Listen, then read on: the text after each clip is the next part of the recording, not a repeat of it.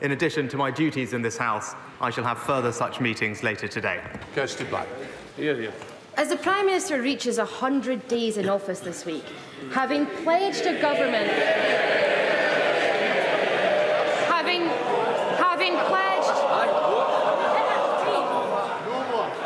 Having pledged a government marked by integrity, what are his thoughts on the UK being one of only 5 countries, along with Oman, Azerbaijan, Myanmar and Qatar, that has seen a decrease in Transparency International's corruption index score since last year? Well, Mr. Speaker, in fact, there's widespread recognition and support for the UK's approach to transparency and indeed tackling corruption. Indeed, the most recent report from the FATF body commended the UK for the steps that it had taken. Sir Robert Neal. Thank you, Mr. Speaker. I refer to my entry in the Register of Interests. Arts Council England was established to increase access to great art for the population. There's real concern and anger that their current funding decisions do the exactly reverse of that on the basis of inadequate evidence and a lack of transparency in the process. Will my right honourable friend meet with me and other concerned members to discuss the situation in which centres of national excellence like English National Opera are at risk of closure and discuss a way in which we can reform the operations of Arts Council, which many people no longer feel is fit for purpose? Well, Mr. Speaker, I know that this is an issue that my honourable friend deeply cares about. He will know that decisions made by the Arts Council are taken at arm's length from government. DCMS ministers have been assured that that process was robust, but I will ensure that he gets a meeting with the relevant minister to discuss this important matter further. We now come to the Leader of the Opposition, Keir Starmer. Thank you, Mr. Speaker. Can I join the Prime Minister in his words about the First Minister of Wales and the sad loss of his wife? Everybody, I think, knows just how close they were, and I know that he's absolutely devastated by her loss at the weekend. Mr. Speaker, when the Prime Minister briefly emerged from his hibernation at the weekend, he raised more questions than answers. So, in the interests of integrity and accountability, can he set the record straight? Did his now former chair tell government officials that he was under investigation by the taxman before or after the Prime Minister appointed him? Prime Minister. Mr. Speaker, I appointed the independent adviser to investigate this matter fully. He has set out his findings in detail over the weekend, and on receipt of those findings, I took action, and I refer the honourable gentleman to the independent adviser's report. Keir Starmer. Oh, come on! Anyone picking up a newspaper in July last year would have known that HMRC and the National Crime Agency were investigating months before he appointed him. Mr. Speaker, the Independent, 6th of July, new Chancellor's finances secretly investigated by the National Crime Agency. The Observer, 3 days later, 9th of July, revealed officials raised flag over tax affairs before he was appointed Chancellor. The Financial Times, the next day, 10th of July, pressure bills to explain his finances. Is he saying his officials hid this information from him, or was he just too incurious to ask any questions? Mr. Speaker, as I've said before at the dispatch box, the usual appointments process was followed with respect to the Minister without portfolio. No issues were raised with me at the time of his appointment, but as the independent adviser's report makes clear, there was a serious breach of the ministerial code, and that's why I took decisive action on receipt of that report. So, in relation to his former chair, his defence is, nobody told me, I didn't know, I didn't ask any questions. Is the Prime Minister now also going to claim that he was the... Order, Prime Minister. Mr Gullis, we heard enough last week. I can't hear what you're saying. I might not be able to hear what you're saying, but I can certainly see your mouth moving. It'll be moving outside if it continues. Prime Minister. So for his former chair, nobody told me, I didn't know, I didn't ask any questions. Is the Prime Minister now also going to claim that he's the only person completely unaware of serious allegations of bullying against the Deputy Prime Minister before he appointed him?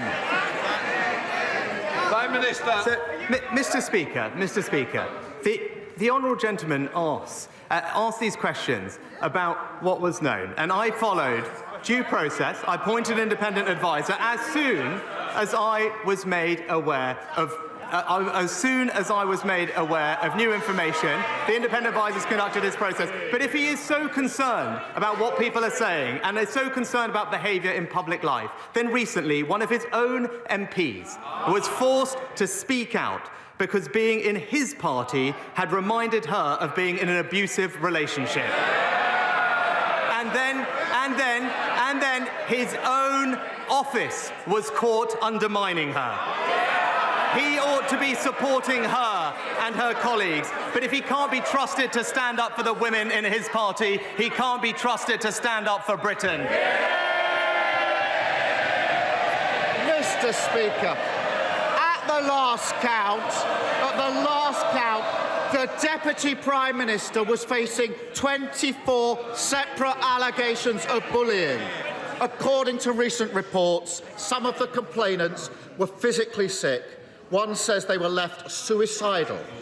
How would he feel if one of his friends or relatives was being forced to work for a bully simply because the man at the top was too weak to do anything about it?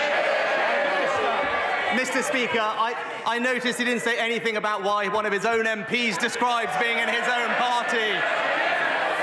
And Mr. Niffer, when I was made aware of formal complaints, I instructed a leading independent KC to conduct an investigation because I take action when these things happen.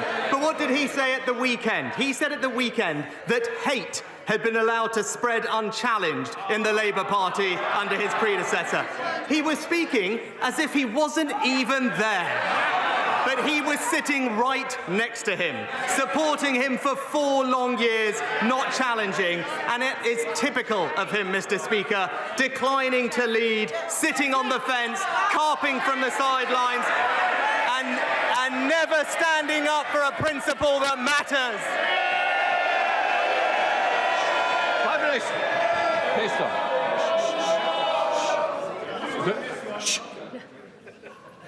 I want to hear both sides, and I'm not going to be interrupted by either side. And I'm particularly looking for people who want to continue this, because we will sort it out today. Keir Starmer. Speaker, he's just like one of his predecessors who treated questions about conduct as something to brush off, who thought that ducking responsibility was a perfectly reasonable response for a Prime Minister. At least in fairness, his predecessor didn't go around pretending he was a paragon of integrity and accountability.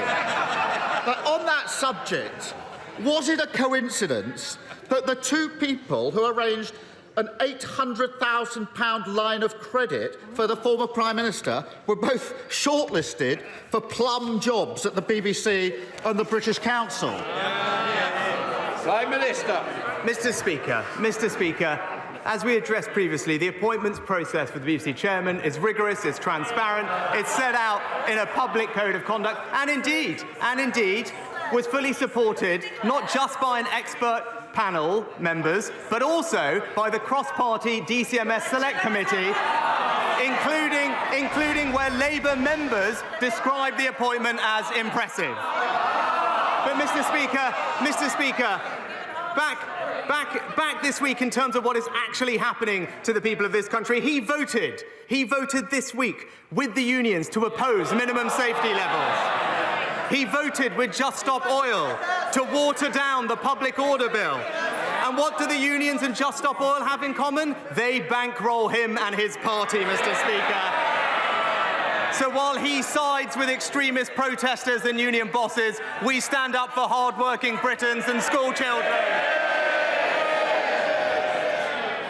After 13 years in power, trying to blame the Labour Party for his failure to sort out the strikes it's rank pathetic. The Tory party's addiction to sleaze and scandal has done huge damage to this country, and the cost to the public keeps adding up. We've got a justice system letting murderers walk the streets. Heart attack victims waiting hours for an ambulance. An economy that's shrinking quicker than his leadership. And even I couldn't quite believe it when I saw that his government is expecting taxpayers to pay the legal fees for the member for Uxbridge defending himself over his lockdown rule breaking. £250,000. Surely even this Prime Minister can put his foot down, stand up to his old boss and tell him he made the mess, he can pick up the bill. Mr. Speaker, he can't stand up to his union bosses. He can't stand up for Britain's school children today. And he can't stand up for the women in his party, Mr. Speaker.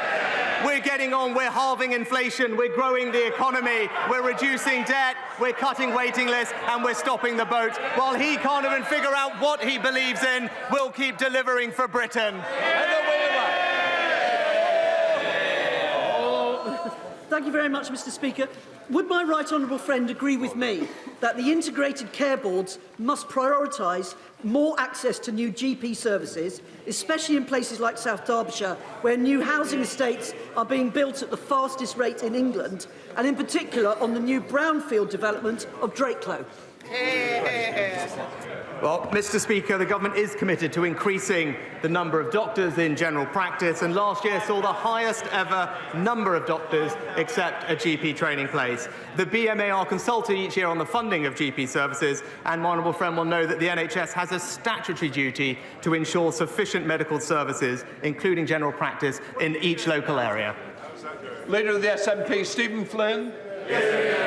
Mr. Speaker, I'd like to pass on my condolences and indeed those of my party to the First Minister of Wales and also to the family, friends and colleagues of firefighter Barry Martin, who so sadly lost his life following the blaze in Edinburgh just last week.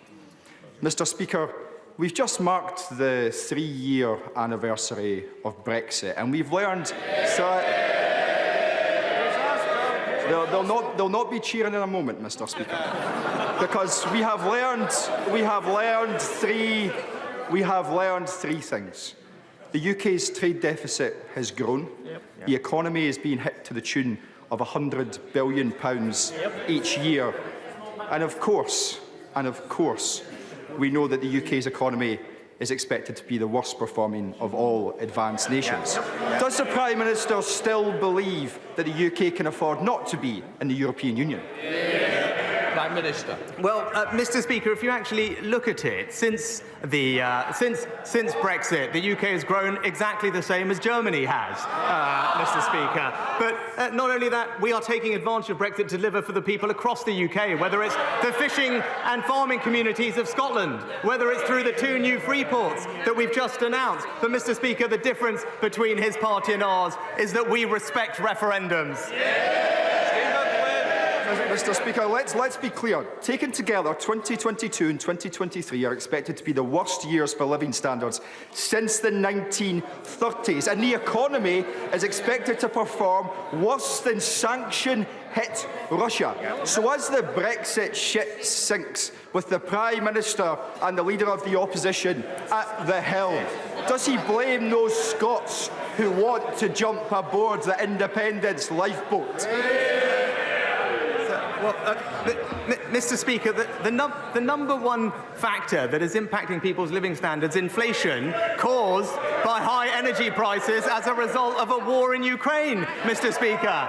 It's got nothing to do with Brexit, and that's why the government is taking significant action, supporting every family with £900 this winter. But what I would say to him is, rather than obsess about constitutional arrangements, focus on delivering for the people of Scotland.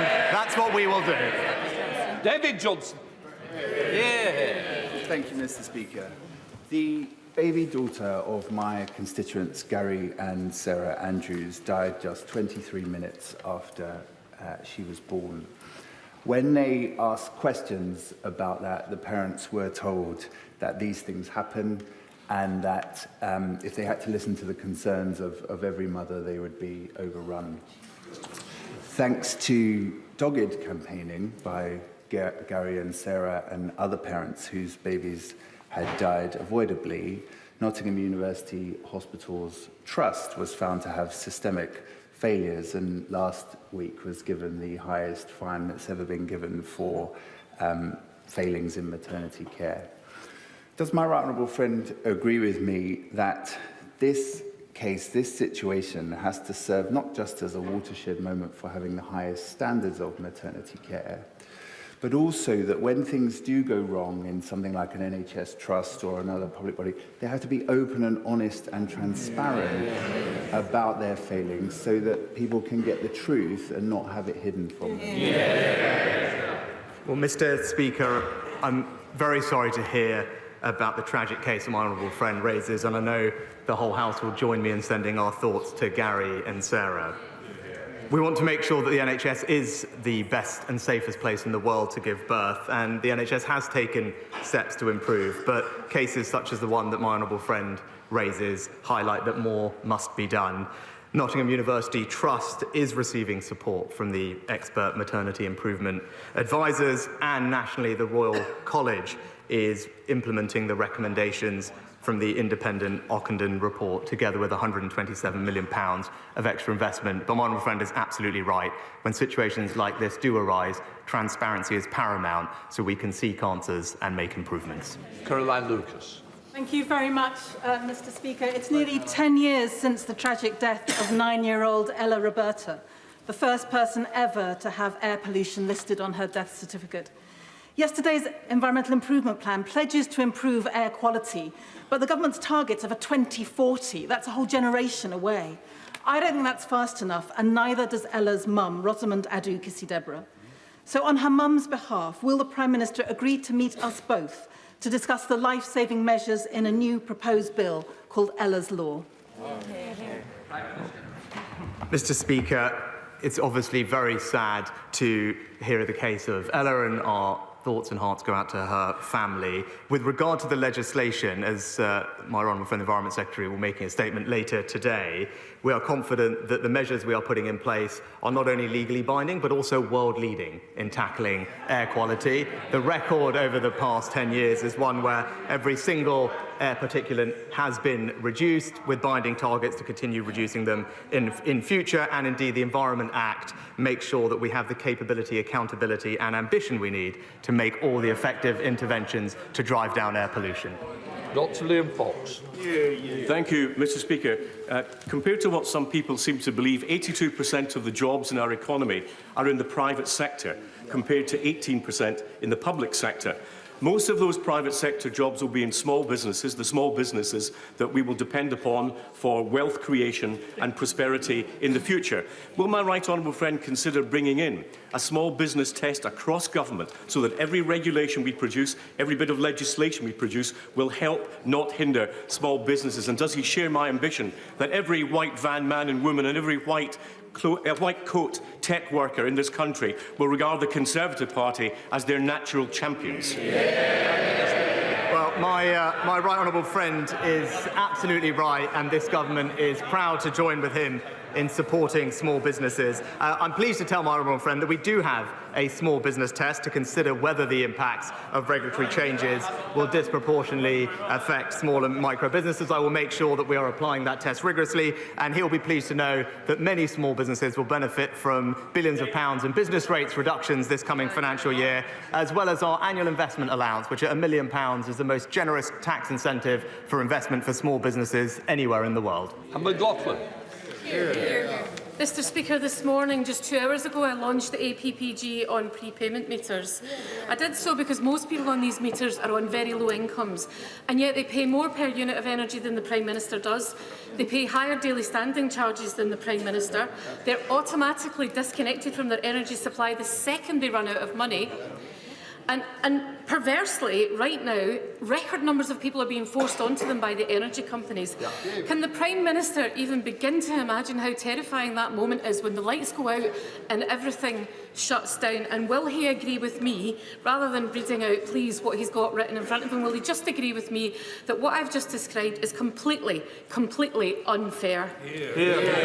Well, Mr. Speaker, the government does recognise the challenges facing those on prepayment meters, and that's why the government is taking action. The Secretary of State has set out 5 very specific points on prepayment meters. Energy suppliers are being spoken to make sure that they treat customers with the respect and flexibility that they deserve. And finally, Ofgem have announced that they are launching a review into supplier practices in relation to prepayment meters. But all of this, Mr. Speaker, comes on top of the considerable financial support that this government has provided to help people with their energy bills, with more of that support being targeted at the most vulnerable families in our society. McLean. Thank you, Mr. Speaker.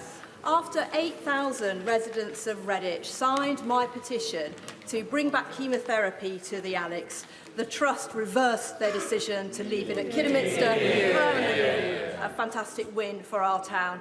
And I'm grateful to the local acute trust for listening so carefully and changing their mind. So does the Prime Minister agree with me that it's right that the acute trust can change its mind on the provision of maternity and paediatric services so that women can give birth in our wonderful town of Redditch?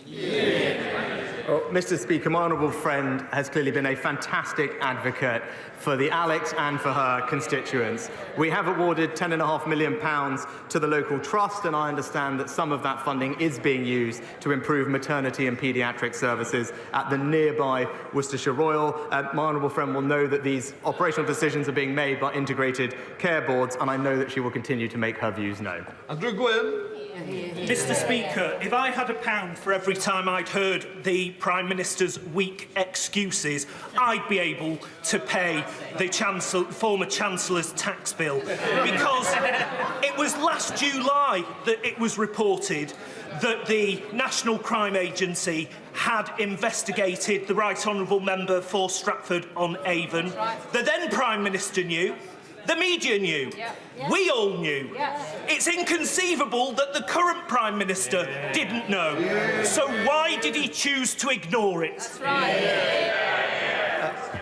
right. Mr. Speaker, I appointed an independent adviser to fully examine the matter, establish facts and report back. That's the process that the party opposite called for. That's the process that we followed. John Penrose. Mr. Speaker, 2 years ago, the Prime Minister commissioned me to propose 30 ways to boost growth and make Britain the most competitive country in the world. So far, we're underway with about half of them. But some of the most valuable, like reforming ponderous and expensive utilities regulators or building on our international lead in open banking, haven't moved at all. So will he meet with me to discuss how to channel our inner Nigel Lawsons and unblock the arteries of our economy with low-cost, pro-competition, supply-side reforms? Prime Minister. Mr. Speaker, my honourable friend has a long track record in advocating for and implementing policies that increase our competitiveness and reform the supply side of our economy. His report was fantastic, and I look forward to meeting with him to discuss them further and help drive growth in this country. Catherine West. Mr. Speaker, ambulance waiting times are out of control. My constituent contacted me regarding her 93-year-old mother who lay collapsed on the ground at home for 17 hours and then queued for 13 hours to get into the hospital. And yet on Monday, the Prime Minister said he had his fingers crossed that ambulance waiting times would be reduced. Does he really think that's enough? Well, Mr. Speaker, if the honourable lady actually looks, we published on Monday a comprehensive plan to reduce wait times in A&E and with ambulances, backed with more funding and reform of the system, more beds, more ambulances, more staff. And indeed, Mr. Speaker, it was a plan that was warmly welcomed by all of those working in emergency care and the ambulance services. They recognise that this plan will deliver reduced waiting times and improve care across the country, including in Labour-run Wales, where there are some things we can benefit them from. Jerome Mayo. Mr. Speaker, if you grow up in Norfolk and you want to be a dentist, the nearest place you can train is in Birmingham or in London. So it's not really surprising, is it, that in Norfolk we have a dearth of dentists, whether it's NHS or private. We also know that where there is a dental training school, more dentists end up working locally. So will my right honourable friend agree to look again at the benefits of establishing a dental training school alongside the excellent medical school at the University of East Anglia? Well, Mr. Speaker, my honourable friend will know that there are around 400 dentists with NHS activity in Norfolk and Waveney. But he's right, the Centres of Dental Development build on the existing local infrastructure to help retain and recruit dentists. And I would advise him to encourage his local integrated care board to look at proposals for one of those centres in his area. Mary Kelly Ford. Thank you, Mr. Speaker. The Prime Minister once said that he didn't have any working class friends. So we may not be aware that today 500,000 hard-working people are on strike, including in his own constituency. Tory Britain isn't working. Is the Prime Minister going to get a grip and negotiate with working people, or does he intend being remembered as the PM who silenced and sacked hard-working nurses, paramedics, teachers, rail workers and firefighters in a cost-of-living crisis? Well, Mr. Speaker, when it comes to teachers, we've actually given teachers the highest pay rise in 30 years. It includes a 9% pay rise for newly qualified teachers and record investment in their training and development. I am clear that our children's education is precious and they deserve to be in school today being taught. And actually the party opposite would do well to say that the strikes are wrong and we should be backing our school children. Dr. Neil Hudson. Thank you, Mr. Speaker. Sadly, suicide is the biggest killer of young people under 35 in the UK. My constituent, Andy Airy, along with Tim Owen and Mike Palmer, are the three dads walking. Andy, Tim and Mike each tragically lost their precious daughters, Sophie, Emily and Beth, to suicide, and have campaigned tirelessly through charity walking for suicide awareness and prevention to be included in the school curriculum.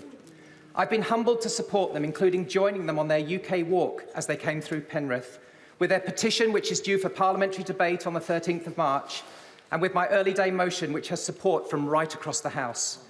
Would the Prime Minister join me in paying tribute to the three dads? And would he meet with me and the three dads to discuss suicide prevention and ultimately save young lives in the future?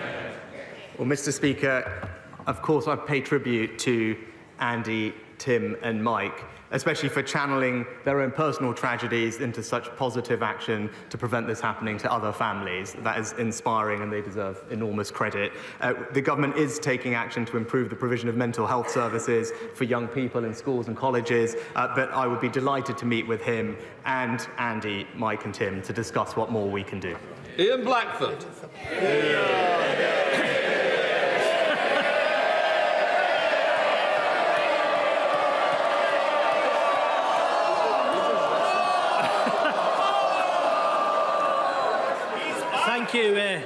Thank you, Mr. Speaker, and thank you for that welcome.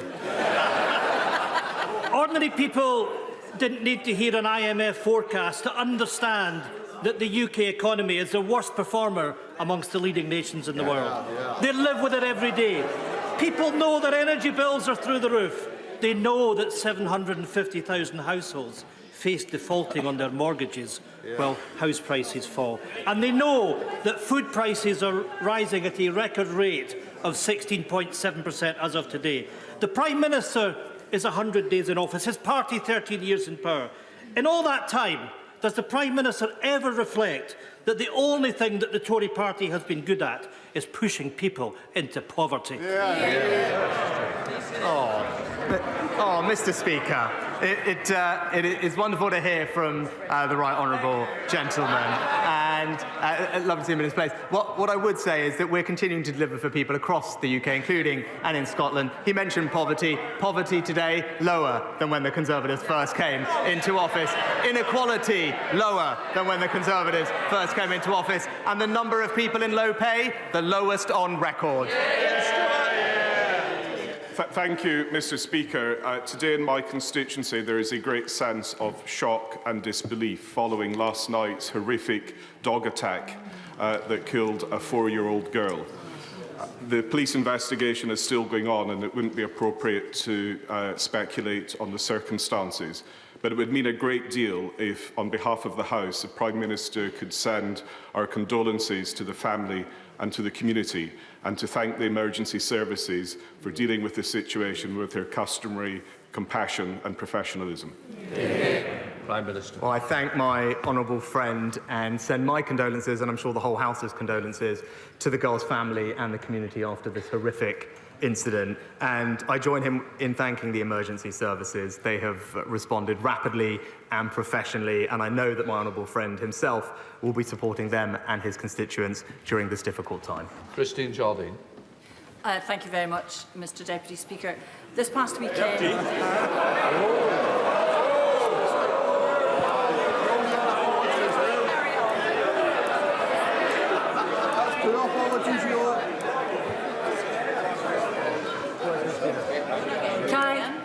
Can I blame the pain? Can I blame the painkillers? Apologies, Mr. Speaker, and thank you. This past weekend, I visited a charity which was hosting an exhibition in my constituency about metastatic breast cancer, which claims 31 lives each day in the United Kingdom. And the women there asked me to convey at the first opportunity to the government the need for more awareness, more support, more research and more drug availability. Can I ask the Prime Minister if he will do that, if he will help to bring that support? But also, I have written to the Scottish Government asking for their support, if in his next meetings with the First Minister he would mention it to her. Well, Mr. Speaker, can I pay tribute to the charity that the Honourable Lady mentioned and for the work they do? She's absolutely right. Awareness is key in tackling and identifying breast cancer symptoms early. One of the reasons why we're investing more in diagnostic and screening tools to make sure that we can detect more cancers earlier and treat them and ultimately save people's lives. I would be happy to pick up this particular topic with the First Minister when I next speak to her and ensure that we are working together to improve cancer services for everyone, regardless of where they live in the UK. Thank you, Mr. Speaker. In the United Kingdom Government's negotiations with the EU regarding the Northern Ireland Protocol, would the Prime Minister kindly confirm to the House that the sovereignty of the United Kingdom and its 4 nations will not be compromised? Mr. Speaker, I can give my honourable friend that assurance. I know this is something that he cares passionately about. The implementation of the protocol is having an impact for communities in Northern Ireland. That's why it needs to be addressed, and that's what we are attempting to do through constructive dialogue. But the goal in that must be to ensure Northern Ireland's place in our precious union. Kim Johnson. Thank you, Mr. Speaker. Since the election of the fascist Israeli government in December last year, there has been an increase in human rights violations against Palestinian civilians, including children. So can the Prime Minister tell us how he is challenging what Amnesty and other human rights organisations are referring to an apartheid state? Well, Mr. Speaker, the Honourable Lady also failed to mention the horrific attacks on civilians inside Israel as well. And it's important in this matter to remain calm and urge all sides to strive for peace. And that's very much what I will do as Prime Minister and in the conversations that I've had with the Israeli Prime Minister. Sir John Hayes, final. Mr. Speaker, in 2016, the British people had the wisdom and foresight to take back control from foreign lawmakers. And when they did so, they believed we were taking back control of our borders. Yet since that time, we have faced wave after wave of illegal migration. So will my right honourable friend, without further delay, bring forward the necessary legislation to turn back the tide and fulfil the promise that was made to the British people then?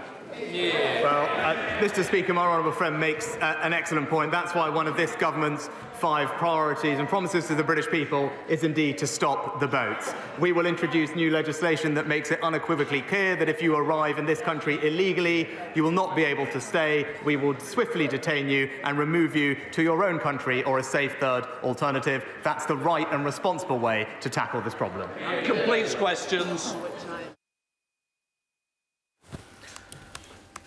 Well, at the end of Prime Minister's questions, let's just bring in our political editor, Beth Rigby. Keir Starmer really pushing the Prime Minister on Dominic Raab and on allegations of behaviour within the party. Yeah, Jane, what you saw there were 6 questions, 2 on Nadeem Zahawi, 2 on Dominic Raab, 2 on Boris Johnson. So it's all about Starmer trying to press home allegations of sleaze and scandal and then making the point that the Prime Minister isn't standing up to that. And that was not comfortable for Mr Sunak, particularly around the issues of Raab, because even if you can argue that the Boris Johnson stuff isn't the responsibility of Sunak, or indeed the Nadeem Zahawi, as Rishi Sunak claims, that this was happening and people were not aware, according to the independent investigation around Mr Zahawi's tax affairs, the issue about Dominic Raab is straight at his door, because there are accusations that the Prime Minister was informally made aware of some of these allegations about unacceptable behaviour by Mr Raab, and he didn't act on it. We're going to go back to the Commons, because an urgent question from the Labour Party about the Hillsborough report. Thank you, Mr Speaker. So ask the Home Secretary if the Home Office will make a statement on the National Police response to the Hillsborough family's report. Minister. Thank you, Mr Deputy Speaker. I'm extremely grateful to the honourable member for his question. I know this is a subject with very profound personal resonance for him, and I pay tribute to him and many others for the work they have done and continue to do in memories of the victims of this awful tragedy and to ensure the lessons are learned. The Hillsborough disaster was an awful, devastating tragedy. Its impact continues to be felt to this day, especially by the families and the friends of the victims. I'm sure the thoughts of the whole House are with them. It is imperative that lessons are learnt from the experiences the Hillsborough families have gone through, so I am very grateful to Bishop James Jones for the report he produced, highlighting a number of points of learning for the government, for the police and for other agencies. As my right honourable friend, the Home Secretary, said yesterday during the debate, the government is fully committed to engaging with the Hillsborough families prior to the publication of the government's formal response. And I can also say that in particular, since arriving in the Home Office 2 or 3 months ago, I've asked for this work to be sped up, and we are expecting it to come out in the course of this spring. Mr Speaker, the National Police Chiefs Council and the College of Policing published their response earlier this week. I welcome their commitment to avoiding repeating the mistakes that were made and for the apology which they gave. They made clear that strong ethical values, the need for humanity and humility in the police response to public tragedies is critical, and one of the commitments they made, rightly, earlier this week is to substantially strengthen and update their own code of ethics in relation to these issues. Mr Speaker, there have been some very important steps made by the government in the last few years, responding, which have addressed a number of the points, but not all of the points, which Bishop James Jones published. For example, in February in 2020, a suite of police integrity reforms were introduced on a statutory basis via the professional standards for policing, which included, critically, a duty to cooperate with inquiries. Other initiatives have been taken forward to support bereaved families already, including the removal of means testing for exceptional case funding to cover legal support for families at inquests, which broadens the scope and access for families, and refreshing our guide to coroner services for bereaved people so it's more tailored to their needs, and it provides improved guidance for others involved in the inquest process. The Inquiries Act 2005 also provides a statutory process for funding legal representation requests. Last year, the Home Office also established an independent pathology review and additional consultation with the families is now taking place. A consultation has also taken place on retaining police documents, which was the subject of a recommendation made by the Bishop, and the Ministry of Justice have also consulted on establishing an independent public advocate. Those steps, I think, are important. They go a long way towards improving the situation, but they don't cover everything, of course, that the Bishop recommended, which is why we will be responding in full. Our intention is to do so this spring, but after, of course, full and deep engagement with the families concerned. Mr. Speaker, the government is committed to making sure these lessons are learned following this awful tragedy, and I, as the newly appointed Police Minister, will do everything I can to work with members across the House, but particularly those members representing the affected communities, to make sure this does now happen quickly. Since that awful day on the 15th of April 1989, 97 people died directly from the actions of South Yorkshire Police and other agencies, including the emergency services, the FA and Sheffield Wednesday Football Club, with families destroyed and survivors traumatised, so traumatised that many have since taken their own lives. The lies and smears from the establishment cover-up, who acted with impunity and arrogance because they could, meant justice was never delivered for all those who died and suffered since. In 2017, Bishop Jones delivered a report, The Patronising Disposition of Unaccountable Power, a report to ensure the pain and suffering of the Hillsborough families is not repeated. Shamefully, we have not yet had a government response to his recommendations to a report commissioned by the then Prime Minister, the Honourable Member for Maidenhead. Bishop Jones yesterday said the delay was intolerable. His recommendations are in essence the Hillsborough Law, which so many in this place and outside have since campaigned for. We must always remember these recommendations are to ensure no other community go through the suffering we have endured since 1989. They hopefully future-proof the ability to gain justice. Yesterday, we finally had the response to the report from the College of Policing and the National Police Chiefs Council. This was the first apology from the police force for its actions since the disaster 33 years ago.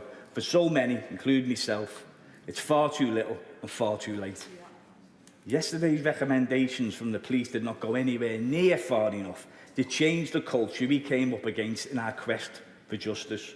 So I ask the Minister, will this government do the right thing for future generations of our nation and implement a Hillsborough Law containing Bishop Jones's recommendations with immediate effect?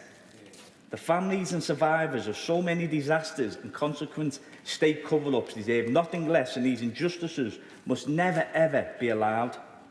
If a Hillsborough Law had existed in 1989, we would have had a chance of justice for the 97. Without it, we had none. Minister. Well, look, I fully understand and respect the sentiments that the honourable member just so powerfully expressed in his remarks. In relation to the timing and the years that have passed since the Bishop's report, for much of that time there were ongoing legal proceedings, and of course nobody wanted to prejudice those for obvious reasons. That accounted for about 4 years, from 2017 to around about May of 2021.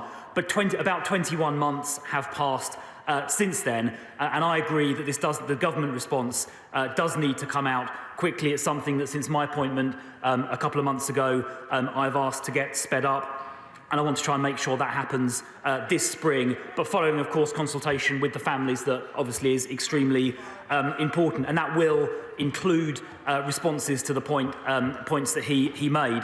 But I would just reiterate that the statutory changes made to the professional standards for policing in 2020 do include a duty of cooperation on police officers in relation to inquiries, which is a very important thing, as he said already. But he is right, we do need to get on and respond comprehensively to the Bishop's recommendations, which is what I'm working on. Theresa May. Thank you, Mr. Speaker. The apology from the police is, of course, welcome. But frankly, it would have been far better for them to have done their job properly on that fateful April day 34 years ago. If they had done so, families of the 97, and indeed the whole Liverpool community, would not have gone through the suffering and anguish that they've had to bear over the last 34 years. Can I say first to my right honourable friend, saying vaguely that the government's response will be available this spring, I do not think is good enough. 5 years on, the government must publish its response. But will he agree with me that one of the elements that can be put in place to help families who, if sadly such an event, a tragedy of this sort happens in the future, is the introduction of what was promised in the Conservative Party manifesto in 2017 of an independent public advocate? And will he commit now that the Home Office will not put any barriers in the way of the work of the Ministry of Justice to introduce such a body? Well, I thank my right honourable friend for her question. I mean, as I mentioned, for about approximately 4 years since the publication of the report, there were ongoing criminal legal proceedings which nobody wanted to prejudice. But as I have said in the House, and as the Home Secretary said yesterday, we do want to now get on and quickly respond comprehensively to the Bishop's report. In relation to the independent public advocate, a measure being worked on by the Ministry of Justice, as the Right Honourable Lady said, a public consultation has taken place on that, and the response is being worked through in the usual way, but it's happening at pace. Shadow Home Secretary Yvette Cooper. Thank you, Mr. Speaker. Can I thank my honourable friend, the member for West Derby, and also all of the Merseyside MPs for pursuing this and securing this urgent question. 97 people lost their lives as a result of what happened at Hillsborough on that terrible day 34 years ago. And we remember the football fans who never came home, and we must also never forget the shameful cover-up that followed. The Hillsborough families have fought for decades against obfuscation and lies to get to the truth. And everyone hoped that Bishop John James' report would be a turning point, and I welcome the work the former Home Secretary did to commission that report. But it is 5 years on. The police rightly have said that it was police failures that were the main cause of the tragedy, and police failures have continued to blight the lives of families ever since.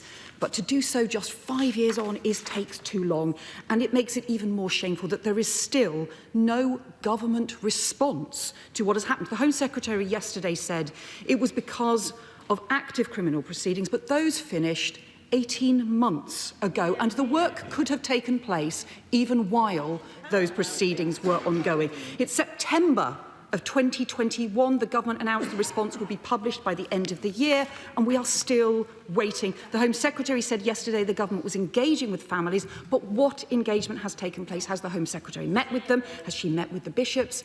And I have to say, where is she today? Because previous Home Secretaries have shown the respect to the families and to the appalling ways in which they have been wronged by being here to respond. And it is a devastating failure of responsibility and respect to them not to be here to respond. The key measures that we need a government response have been well known. On the duty of candour, on the public advocate, on the elements of the Hillsborough law, the Labour Party stands ready to support that law to get it into statute. So will the government now commit to support that Hillsborough law and to recognise what the Bishop has said about it being intolerable, the pain to those families not to have a response? The report was called The Patronising Disposition of Unaccountable Power. Would he recognise that that is exactly what this continued delay will feel like to so many families and survivors now? Minister.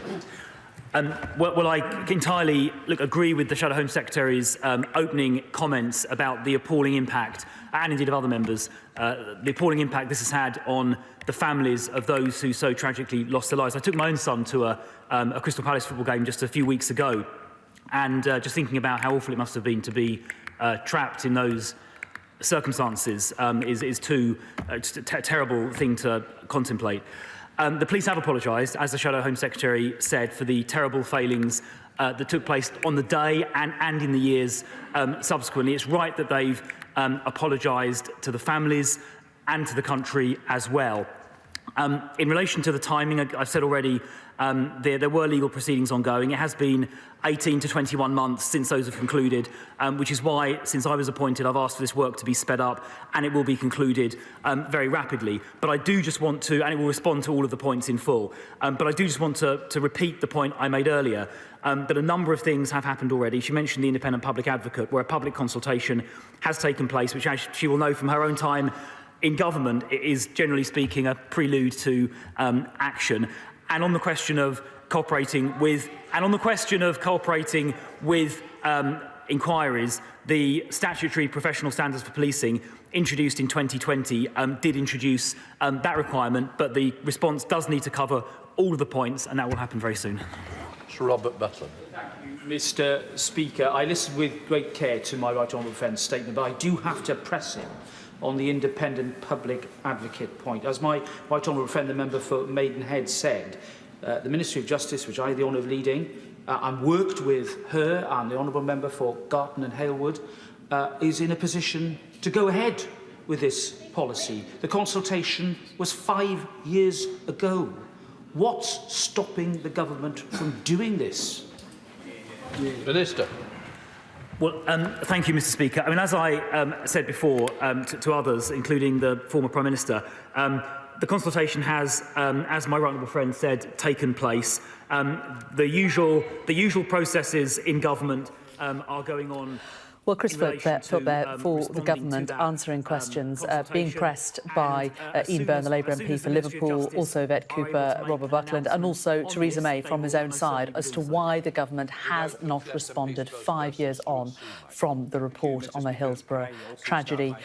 He has said that since he has come into position, he has asked for the government response to come out quickly, and it will come out, he said, this spring. Couldn't be more specific than that, but he said that the families of the victims will be consulted before the government's response is given, but he said that there is a time frame. It would be happening this spring. Theresa May says, saying vaguely, she does not think it is good enough. She would like the government to release its statement sooner. But that's the latest on the Hillsborough report. As Bishop Jones has said. Well, away from the House of Commons, let's bring you these images of central London, the scene where education workers are rallying against controversial government anti-strike laws.